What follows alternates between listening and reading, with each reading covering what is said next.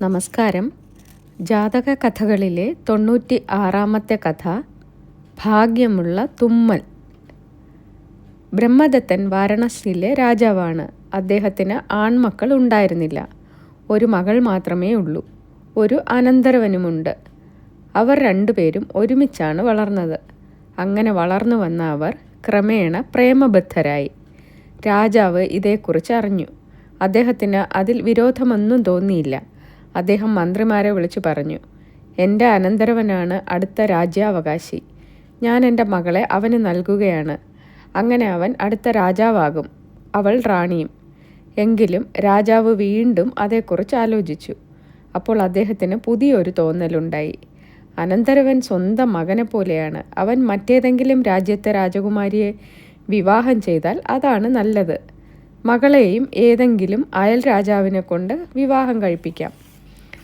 അങ്ങനെ രണ്ടു വഴിക്കും ബന്ധുബലം വർദ്ധിക്കും. അപ്പോൾ അയൽ രാജ്യങ്ങളെല്ലാം വെട്ടിപ്പിടിച്ച് ചക്രവർത്തിയാകാം. ഈ ചിന്ത ഉണ്ടായപ്പോൾ രാജാവ് ആ യുവമിഥുനങ്ങളെ വേർപെടുത്താൻ തീരുമാനിച്ചു. രാജകുമാരിയുമായി അഗാധ പ്രണയത്തിൽപ്പെട്ട രാജകുമാരൻ അതറിഞ്ഞു. എങ്ങനെയെങ്കിലും രാജകുമാരിയെ അവളുടെ അച്ഛൻ്റെ കൊട്ടാരത്തിൽ നിന്ന് മോചിപ്പിക്കണമെന്ന് അയാൾ ആഗ്രഹിച്ചു. അതിനുവേണ്ടി അയാൾ കൊട്ടാരത്തിലെ ദാസിമാരിൽ ബുദ്ധിമതിയായ ഒരുവളെ സമീപിച്ചു. ആദ്യം അവൾക്ക് കുറേ സ്വർണ്ണ നാണയങ്ങൾ സമ്മാനിച്ചു. അപ്പോൾ അവൾ ചോദിച്ചു, ഇതിന് ഞാൻ അങ്ങേക്ക് എന്ത് ഉപകാരം ചെയ്തു തരണം? എൻ്റെ അമ്മാവൻ്റെ മകളെ കൊട്ടാരത്തിൽ നിന്നും പുറത്തു കൊണ്ടുവരാൻ ഒരു വഴി പറഞ്ഞു തന്നാൽ മതി. ഓഹോ, അത്രയേ ഉള്ളൂ, ഞാനേറ്റു. അവൾ സമ്മതിച്ചു. അതിനുവേണ്ടി അവൾ ഒരു പദ്ധതി ഉണ്ടാക്കി. കുമാര, ദാസി പറഞ്ഞു, ഞാനൊരു കാര്യം ചെയ്യാം. രാജകുമാരിക്ക് പ്രേതബാധയുണ്ടെന്ന് രാജാവിനെ ധരിപ്പിക്കാം. അതിൻ്റെ പരിഹാരത്തിനായി ശ്മശാനത്തിൽ വെച്ച് മന്ത്രവാദം നടത്തണമെന്ന് പറയാം. അതിനുവേണ്ടി കുറേ ഭടന്മാരുടെ കാവലോടുകൂടി രാജകുമാരിയെ ശ്മശാനത്തിലേക്ക് കൊണ്ടുവരും. അവൾ തുടർന്നു, ഞങ്ങൾ കുമാരിയുമായി ശ്മശാനത്തിലെത്തുന്നതിന് മുമ്പ് അങ്ങ് അവിടെ എത്തണം.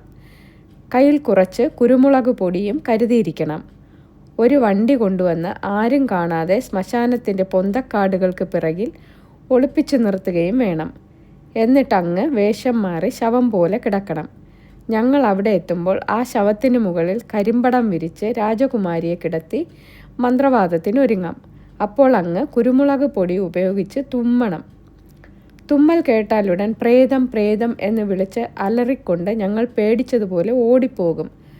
ആ തക്കത്തിന് അങ്ങ് രാജകുമാരിയുമായി വണ്ടിയിൽ കയറി രക്ഷപ്പെട്ടുകൊള്ളണം. ദാസി പറഞ്ഞു നിർത്തി.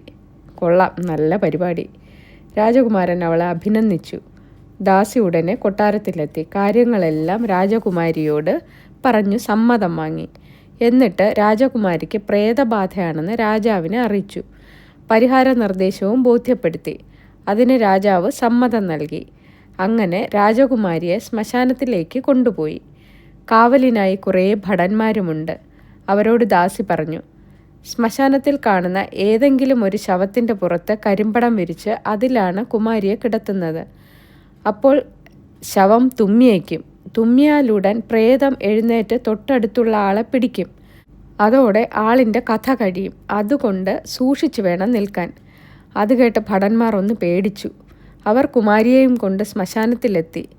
രാജകുമാരൻ നേരത്തെ തന്നെ അവിടെ എത്തി വേഷം മാറി ശവം പോലെ കിടന്നിരുന്നു. അയാളുടെ മുകളിൽ ദാസി കരിമ്പടം വിരിച്ചു. രാജകുമാരിയെ അതിൽ കിടത്തി. അതിനിടയിൽ ആരും കേൾക്കാതെ കുമാരിയോട് പേടിക്കരുത് എന്ന് പറയുകയും ചെയ്തു. എന്നിട്ട് മന്ത്രവാദം ആരംഭിക്കാൻ തുടങ്ങി. ഉടനെ രാജകുമാരൻ കുരുമുളക് പൊടി മൂക്കിലേക്ക് വലിച്ചു കയറ്റി തുമ്മാൻ തുടങ്ങി. തുമ്മൽ ശബ്ദം കേട്ട ദാസി അയ്യോ പ്രേതം പ്രേതം എന്ന് അലറി വിളിച്ചുകൊണ്ട് ദൂരത്തേക്കോടി. ഇത് കണ്ട ഭടന്മാരും പേടിച്ചോടി. എല്ലാവരും പോയെന്ന് മനസ്സിലായപ്പോൾ രാജകുമാരൻ എഴുന്നേറ്റ് രാജകുമാരിയെയും കൊണ്ട് വണ്ടിയിൽ കയറി പരിചാരകരുമായി നേരത്തെ തയ്യാറാക്കിയിരുന്ന വീട്ടിലേക്ക് പോയി. ദാസി രാജാവിൻ്റെ അടുത്തെത്തി വിവരമറിയിച്ചു.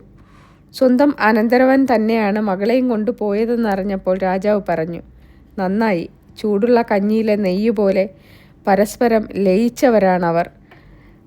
അവൾ അവനുള്ളത് തന്നെ. എന്നിട്ട് അദ്ദേഹം അവരിരുവരെയും തേടിപ്പിടിച്ച് കൊട്ടാരത്തിൽ കൊണ്ടുവന്നു. വിവാഹം ആഘോഷപൂർവ്വം നടത്തി. രാജകുമാരനെ അടുത്ത രാജ്യാവകാശിയായി അഭിഷേകം ചെയ്തു. രാജകുമാരിയെ റാണിയായും അവരോധിച്ചു. കാലമേറെ കഴിഞ്ഞു. ബ്രഹ്മദത്ത മഹാരാജാവ് അന്തരിച്ചു. രാജകുമാരൻ രാജാവായി ഭരണമേറ്റു. അക്കാലത്ത് ഒരു ദിവസം രാജസദസ്സിൽ കൃത്രിമ മൂക്ക് ധരിച്ചുകൊണ്ട് ഒരു ബ്രാഹ്മണനെത്തി. അയാളൊന്ന് തുമ്മിയപ്പോൾ ആ മൂക്ക് തെറിച്ചുപോയി. അത് കണ്ട രാജാവ് പറഞ്ഞു, ചിലർക്ക് തുമ്മൽ ഭാഗ്യമാണ്, ചിലർക്ക് ദൗർഭാഗ്യവും. എൻ്റെ സിംഹാസനവും പ്രിയതമയും തുമ്മലിൻ്റെ ഭാഗ്യം കൊണ്ട് കിട്ടിയതാണ്. നന്ദി.